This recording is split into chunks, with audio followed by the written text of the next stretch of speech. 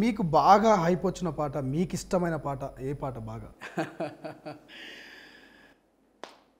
రూపాయి దానము చెయ్యనోని పూజకేమో పువ్వులు, మా పేదవాళ్ళ బతుకు మార్పుకు గొర్రెలు మేకలు గోసుడు. బండలను మొక్కుతే బతుకు రాత మారుతే సోదరా, పెద్ద కొండనే మొక్కేస్తా పేదల రాత మార్చెయ్యాలిరా. చెట్టు పుట్టలు దేవుడంటూ మొక్కి పిచ్చినారురా, మరి సాటి మనిషిని హీనమని ప్రతి ఊరి కవతల నెట్టిరా. మొక్కి మొక్కి నొసలు అరిగిపోయేరా, స్వేచ్ఛను అడిగి అడిగి గొంతులో తడి ఆరిపోయిందిరా. రంజాల రాజేష్ అంటే ఒక బ్రాండ్, మొక్కి మొక్కి నొసలు అరిగిపోయారు. ఎన్నోసార్లు విన్న పాట ఇది, నాకు తినాలనిపిస్తుంది. సో తాజాగా ఈ మాలల సింహాగర్జనలో కూడా ఏమైనా పాట పాడినట్టున్నారు? అది యాక్చువల్లీ చాలా రోజుల క్రితం డాక్టర్ మంచాల లింగస్వామి గారు రాసిన పాట అది. మాలలం మేం మాలలం మహామల్లా యోధులం, ఈ దేశమూల వాసులం నాగరికత నాందులం, ఉద్యమాల బిడ్డలం అస్తమించని పొద్దులం, సకల జనుల హితము కోరి సంపదను సృష్టించినోళ్ళం. మాలలం మేం మాలలం మహామల్లా యోధులం, ఈ దేశమూల వాసులం నాగరికత నాందులం. దాంట్లో నేను ఒక చరణం రాస్తా.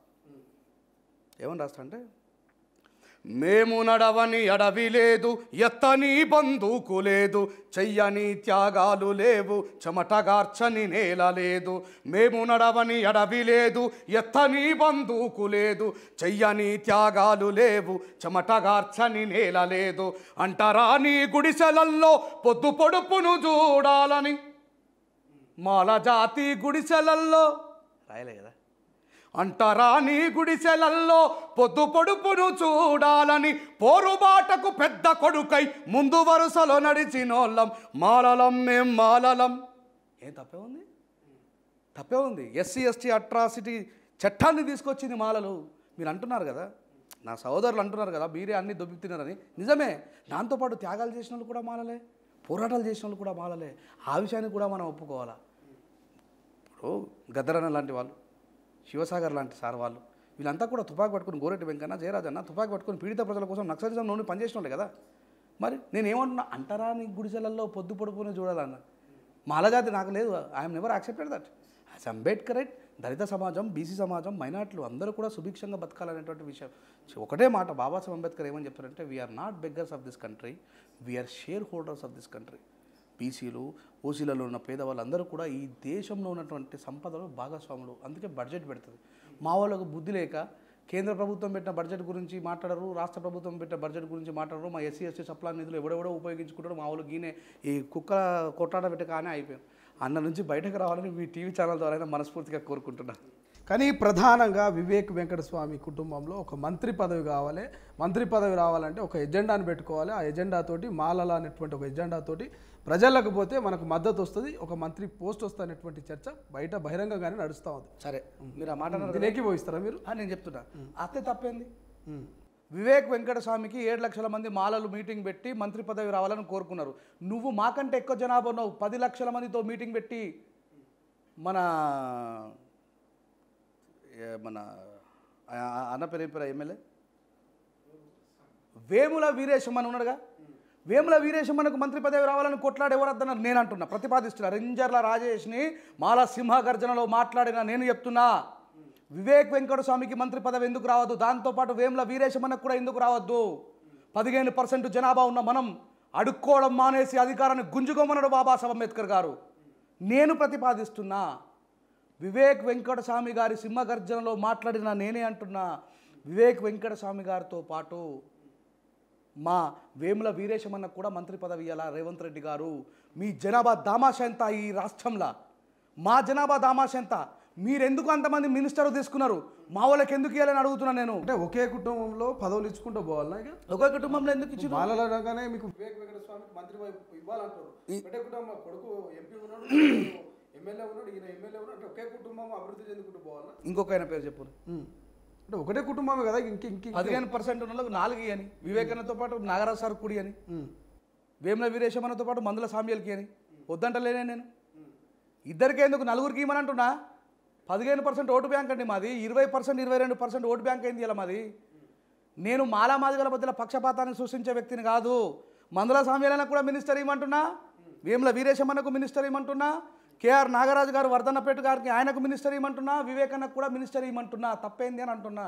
సో మాలలు మాదిగలు ఇట్లా మినిస్టర్లు పంచుకొని పోతే ఇక మిగిలిన 57 కులాల్లో వాళ్ళు అటే పోనిగా. బీసీలు చైతన్యం కావాలనే కదా మేము ఎప్పటి నుంచో కొట్లాడుతుంది. ఈ దేశంలో రాష్ట్రంలో మహాత్మా జ్యోతిబా పూలే, సావిత్రిబాయి పూలే విగ్రహాలు పెట్టిన వాళ్ళు ఎవరు దళితులు కాకపోతే? పెరియార్ రామస్వామి నాయకర్ గారు ఆయన ఒక బీసీ నాయకుడు, ఆయన విగ్రహాలు పెట్టిన వాళ్ళు ఎవరు ఎస్సీలు కాకపోతే? ఎస్సీలకు సామాజిక స్పృహ ఉన్నది కాబట్టి బీజేపీ చాలా కుట్రగా ఈ ఎస్సీల మధ్యలో వివాదాన్ని చెలరేగాలని చెప్పేసి కావాలని చెప్పి పెట్టింది ఇక్కడ. మీరు ఇంత మాలలు మాదిగలు అందులో ఉన్న కళాకారులు ఇందులో ఉన్న కళాకారులు పాటల రూపంలో మాటల రూపంలో అద్భుతంగా ప్రదర్శన చేస్తారు.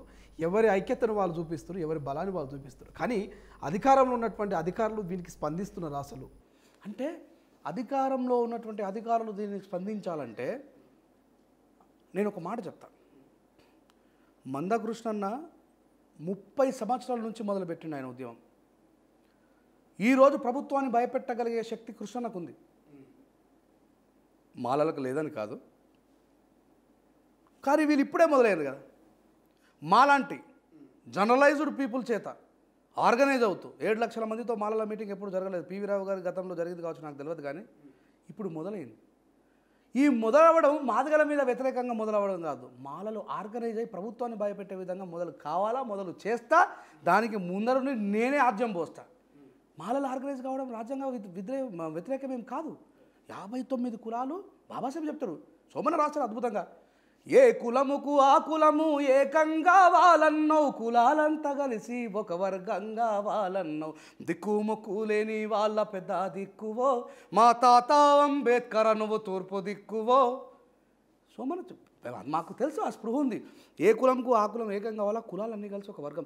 గౌనులని, కుమ్మరులని, సాకలులని, మున్నూరు కాపులని, మానవత్వమున రెడ్డోలని, కమ్మోలని, వెలుములని అందరినీ పిలిచి ఈ పీడిత ప్రజలంతా కలిసి ఒక వర్గంగా మారి ఈ రాజకీయ అధికారాన్ని పొందాలనేది అంబేద్కర్ గారి కాంక్ష. అట్లా ఎవరు ఏ కులానికి వాళ్ళు ఆర్గనైజ్ అవ్వడం తప్పు ఎప్పటికీ కాదు. ఇప్పుడు ఎందుకు వాడిన పాట మాదిగా మహావీరులారా ఆదిజా. Yes, you people have that history man. మీకు ఆ చరిత్ర ఉంది. నా అన్నదమ్ములు కాబట్టి పాడినా. నువ్వు ఓ సంపన్న మాలలారా కాతం కాగల. ఇప్పుడు నేను ఒకటి చెప్తా. ఓ సంపన్న మాలలారా వెన్నుపోటు మానుకోండిరా అని నువ్వు రాసి పాడినవు, నాకెంతసేపు?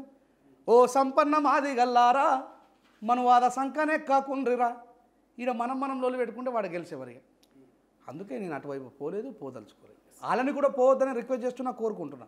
నీ అభిప్రాయాన్ని నువ్వు భావ ప్రకటన స్వేచ్ఛ ఉంది తెలియజేయి. కానీ మనం గుద్దుకునే ప్రయత్నం ఇప్పుడు నిన్నగాక మొన్న మా డార్లింగ్ మెట్టపల్లి సురేందర్ కూడా మాట్లాడినారు. మన మాటలు మన పాటలు మన మాదిగ జాతి చైతన్యం కోసం ఉపయోగపడాలి, కానీ అవతల ఉన్నటువంటి కులాలను విమర్శించేటట్టుగా ఉండొద్దని చెప్పి అట్లాంటి సహృదయం ఉన్న వ్యక్తులు ముందుకు రావాలి. ఇప్పుడు ఇంత చెప్తా ఉన్నారు మీరు. ఇవన్నీ విగ్రహాలు పెట్టినవి ఇవన్నీ. ఇప్పుడు మన హైదరాబాదు మహానగరంలోని ఒక పెద్ద విగ్రహం పెట్టారు, 125 అడుగుల అంబేద్కర్ విగ్రహం పెట్టారు. ఆ విగ్రహానికి ఇంతవరకు ఒక దండేసి దండ పెట్టే పాపన పోతలు. ఎందుకు దాని మీద మరి ప్రశ్నించట్లేదు, ఒక నిరసన చేయట్లేదు? ఎందుకు మరి దాని మీద పెద్ద ఎత్తున ఉద్యమం తీసుకురావాలి? నేను లాస్ట్ టైం April 14th ఆ గేట్లు ఓపెన్ చేయనప్పుడే రేవంత్ రెడ్డి గారి మీద ఒక వీడియో చేసి పెట్టినా. రేవంత్ రెడ్డి గారు మీరు పోయి అంబేద్కర్ గారితో అంబేద్కర్ వాదులతో పెట్టుకుంటున్నారు. అంబేద్కర్ వాదులతో పెట్టుకున్నవాడు, అంబేద్కర్ దాదులతో పెట్టుకున్నవాడు ఎవడు కూడా సీట్లలో కూర్చోలేడు. ఏమన్నాడు గద్దరన్న? బిడ్డ ఈ దొర అహంకార పరిపాలన నుంచి వీని గద్దె దించుని రానాడు. ఏమైంది? దించినరా లేదా? మరి నిన్ను గద్దె దించుడు ఎంతసేపు? ఒక గద్దరన్న మాటకే నిన్ను గద్దె దించిరు కదా ఈ సమాజము. ఎస్సీ ఎస్టీ బీసీ మైనార్టీలు అందరూ పీడిత వర్గాలందరూ ఆయన మాట విన్నారు కదా. నిన్ను కూడా రేపు పొద్దున గద్దె దించారని ఎట్లా అనుకుంటున్నావు? గద్దరన్న మాట విన్నందుకే నువ్వు కేసీఆర్ గారు గద్దె దిగిపోతే అంబేద్కర్ గారికి అవమానం చేస్తున్నావు. మర్చిపోతామా? పాపం మహారాష్ట్ర నుంచి, కర్ణాటక నుంచి, కేరళ నుంచి, తమిళనాడు నుంచి వచ్చి ఈ ప్రపంచంలోనే అతిపెద్ద విగ్రహం తెలంగాణ హైదరాబాద్లో పెట్టిరని చెప్పి వాళ్ళు నివాళులు అర్పిద్దామని వస్తే రేవంత్ రెడ్డి గారిని వదిలిపెట్టారని గుర్తుపెట్టుకోండి. ఈ విషయంలో దళితులు ఎప్పుడు మీరు అనుకోకండి, అది మర్చిపోయారు. ఇప్పుడు రేవంత్ రెడ్డి ప్రభుత్వంలో ఉన్నటువంటి మీ దళిత నాయకులు, ఎమ్మెల్యేలు కానీ మంత్రులు కానీ వదిలిపెడతారు, కానీ రెడ్డి సామాజిక వర్గమైనటువంటి రేవంత్ రెడ్డిని వదిలిపెట్టారు. నాకు ఏది లేదు. బాబాసాహెబ్ అంబేద్కర్ గారి విషయంలో తప్ప మాట్లాడితే ఇదే వివేక్ వెంకట స్వామి అన్న పంజాగుట్టలో అంబేద్కర్ గారి విగ్రహాన్ని ధ్వంసం చేసినప్పుడు ఆయన బీజేపీ గవర్నమెంట్లో ఉండి మమ్మల్ని ఒక 200-250 మందిని తీసుకొని పోయి ఒక గ్రౌండ్లో బంధిస్తే పోలీసు వాళ్ళు మాకు మద్దతుగా వస్తే గో బ్యాక్ వివేక్ అన్న అన్నాం. మన తల్లుల అక్క చెల్లెల మానాలు దోస్తున్నటువంటి ఒక దుర్మార్గమైన బీజేపీ పార్టీలో ఉండి నువ్వు మాకు మద్దతుగా ఎట్లా వస్తావన్నా? అంబేద్కర్ రాసిన రాజ్యాంగం మేము మారుస్తానంటున్నారు, నీ మద్దతు మాకు అవసరం లేదు, వెళ్ళిపోమని చెప్పినాము. అంబేద్కర్ వాదులను ఎప్పుడు కూడా గుర్తుపెట్టుకోండి దయచేసి. వివేక్ వెంకటస్వామి గారికి 100% మాల సింహగర్జనలు 1000 సింహగర్జనలు జరిగిన డబ్బులు పెట్టే అవసరం ఆయనకు ఉన్నది. ఎందుకోసం అంటే వాళ్ళ తండ్రి గారు రిజర్వేషన్లో మినిస్టర్ అయిండు, ఆయన రిజర్వేషన్లో అయిండు, అలా కొడుకు రిజర్వేషన్లో అయిండు. మేము 100% పెట్టమని అడుగుతాం. మేము మాలోళ్ళం, ఒక మాలోడి దగ్గరికి పోయి డబ్బులు అడుగుతాం తప్ప వేరే వాళ్ళ దగ్గరికి వెళ్ళి డబ్బులు అడిగేంత అవులగలం కాము. ఆయన పే బ్యాక్ టు సొసైటీ చేయాల్సినటువంటి బాధ్యత ఉన్నది. మాలోళ్ళకే కాదు, వివేక్ వెంకటస్వామి గారు మాదిగా వాళ్ళ ఉద్యమాల నిర్మాణానికి కూడా డబ్బులు ఇవ్వాల్సిన అవసరం ఉన్నది. ఎందుకంటే ఆయన ఎస్సీ రిజర్వ్ కాన్స్టిట్యూన్సీ నుంచి గెలిచిండు కాబట్టి. ఆయన జనరల్లో గెలిస్తే మేము అడగం, ఆయన ఎప్పటివరకు అయితే రిజర్వేషన్ ఉపయోగించుకుంటాడో అది మా అందరి సొమ్ము, అది బాబాసాహెబ్ అంబేద్కర్ చెప్పిండు. వివేక్ వెంకటస్వామి గారు మేమంతా కలిసి డిసెంబర్ 1వ తారీఖున మాల సింహగర్జన చేయగానే 3వ తారీఖు 4వ తారీఖు సతీష్ మాదిగ గారు పోయి అన్న మాకు లెదర్ ఇండస్ట్రీ కావాలని చెప్పండి, 100% లెదర్ ఇండస్ట్రీ తీసుకొని రావడం కోసం నేను అసెంబ్లీలో కొట్లాడుతున్నాడు. అది వివేక్ వెంకటస్వామికి ఉన్నటువంటి సామాజిక స్పృహ. మరి నేను మొన్ననే మాల సింహగర్జన చేసిన ఈ మాదిగోళ్ళ నా దగ్గరికి రావద్దు అనలేడే. నువ్వు పొద్దున్నైతే మాలోళ్ళని తిడుతున్నావు, మాలో సైకిల్ అంటున్నావు, మాలోళ్ళు దొంగలు అంటున్నావు, మాలోళ్ళు ద్రోవులు అంటున్నావు. ఓ నా మాదిగ సమాజం 30 సంవత్సరాల నుంచి మిమ్మల్ని అబద్ధాలతో మబ్బి పెడుతున్న ఈ మందకృష్ణ మాదిగ గారు తన సొంత కూతురు ఒక మాలోడికి పెళ్లి చేసిన సంగతి ఎంతమంది ఆ సమాజానికి తెలుసు? 30 సంవత్సరాల నుంచి మిమ్మల్ని మాలోళ్ళ మీద ఉసుగొలుపుతున్నాడు. ఊర్లలో కలిసిమెలిసి అన్నదమ్ములాగా. ఆంధ్ర గురించి అయితే నాకు తెలియదు, నేను తెలంగాణలో పుట్టిన కల్చర్. ఇక్కడ కమ్యూనిజం ఉన్నది కాబట్టి ఇక్కడ కులానికి అంత పెద్దపీట లేదు. ఇక్కడ మాలమాదిగలు అందరూ ఊర్లలో కలిసి ఉన్న వాళ్ళని విడగొట్టినటువంటి గొప్ప చరిత్ర ఈయనదే. ఎవరిది? మందకృష్ణ మాదిగ గారిది. ఈయన ఇప్పుడు మీరు చేస్తున్నది మరి ఓళ్ళు ఇప్పుడు మాలలు చేస్తున్న పరిస్థితి. మాలలు ఏకం కావడం తప్పు కాదు, మాదిగలు ఏకం కావడం తప్పు కాదు, ఉపకులాలు ఏకం కావడం తప్పు ఎప్పటికీ కాదు. నేను మాలలను మాట్లాడుతున్న సందర్భంలో మాదిగల్ని తిడితే రేపు చెప్పండి బాబాసాహెబ్ అంబేద్కర్ గారి దగ్గర నేను ముక్కు రాకడానికి సిద్ధంగా ఉన్నా. నేను ఎంఆర్పిఎస్ నాయకుడిని, ఎంఆర్పిఎస్ని ప్రశ్నించిన. 30 సంవత్సరాలుగా నువ్వు మాలల మీద విషం నూరిపోసి నీ కూతుర్ని ఒక మాల పిల్లగాడికి ఇచ్చి లగ్గం చేసినావు. ఆ స్వేచ్ఛని నీ జాతికి ఎందుకు ఇవ్వలేవు అంటున్నా. ఈయన మాట్లాడితే ఏమంటాడు? మాలోళ్ళు మమ్మల్ని దూరం పెడతారు, మమ్మల్ని అంటచ్చుబుల్గా చూస్తారు, మమ్మల్ని దగ్గరికి రానియరు అని చెప్పంటే, ఈరోజు అంబేద్కర్ వాదంలో ముందుకు వచ్చినటువంటి సైంటిఫిక్ అనాలిసిస్ టెంపరేచర్లో బతుకుతున్న పిల్లలు మాలలో పిల్లలు మాదిగోల పిల్లల్ని లగ్గం చేసుకుంటున్నారు, మాదిగోల పిల్లలు మాలోల పిల్లలను లగ్గం చేసుకుంటున్నారు. ఈయన మాట్లాడుతున్న మాలల్ని మమ్మల్ని దగ్గర రాని. ఈ దేశం యొక్క కుల వ్యవస్థనే మనువాదంలో నింపుకొని ఉన్నది. నేను అడుగుతా ఉన్న మందకృష్ణ అన్న, మాలోళ్ళు దొంగలే కావచ్చు, లంగలే కావచ్చు, కొద్దిసేపు పక్కన పెట్టు. నువ్వు రేపు పొద్దుగాల ఉస్మానియా యూనివర్సిటీ ఆర్ట్స్ కాలేజ్ ముందర మాదిగ అమ్మాయిల కళ్యాణ వేదిక దక్కలి సింధోలకు ఇస్తామని చెప్పి ఒక ప్రకటన వేసి చూద్దాం. నువ్వు ఇస్తావా?